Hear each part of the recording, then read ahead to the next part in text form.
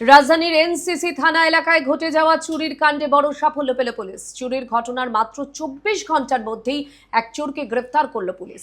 একই সঙ্গে উদ্ধার করা হয়েছে চুরি যাওয়া স্বর্ণালংকারের একাংশ। গত 4 আগস্ট রাতে এনসিসি থানাধীন খেজুর বাগান এলাকায় এই চুরির ঘটনা ঘটেছিল। ঘটনার তদন্তে নেমে পুলিশ টাউন প্রতাপগড় এলাকা থেকে অভিযুক্তকে পাকড়াও করে। আটক ধৃতকে জিজ্ঞাসাবাদ করে তার বাড়ি থেকেই উদ্ধার হয় চোরাই স্বর্ণালংকার। ধৃতকে পুলিশি হেফাজতের আবেদন জানিয়ে আদালতে পেশ করা হয়। চুরির ঘটনা 24 ঘন্টার মধ্যেই চোরকে পাকড়াও করতে সক্ষম হলো এনসিসি থানার পুলিশ। গত 4 আগস্ট রাতে খেজুর বাগান এলাকায় এই চুরির ঘটনাটি ঘটে। এলাকার হাবি বিবি নামে এক মহিলার বাড়ি থেকে 2টি সোনার চেন এবং এক জোড়া সোনার নূপুর চুরি হয়। বিষয়টি তিনি এনসিসি থানার পুলিশকে জানায়। অভিযোগ পেয়ে এনসিসি থানার পুলিশ তদন্তে নেমে বুধবার দুপুরে রাজধানীর টাউন প্রতাপগড় এলাকা থেকে এক অভিযুক্তকে গ্রেপ্তার করে। তাকে জিজ্ঞাসাবাদের ভিত্তিতে পুলিশ তার বাড়িতে চুরি যাওয়া একটি সোনার চেন এবং একটি নূপুর উদ্ধার করে। পুলিশের অনুমান এই চুরি কাণ্ডে ধৃত অভিযুক্তের সাথে আরও বেশ কিছু মানুষ জড়িত রয়েছে।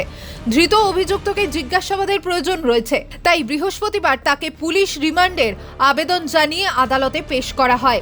এই দিন এনসিসি থানার ওসি পরিতোষ দাস এই সংবাদ জানান।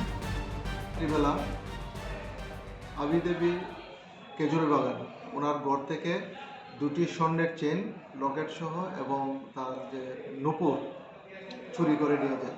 পরবর্তী সময় আমাদের এখানে একটা কমপ্লেন দেয়। এই কমপ্লেনের ভিত্তিতে আমরা একটা কেস রেজিস্টার করি।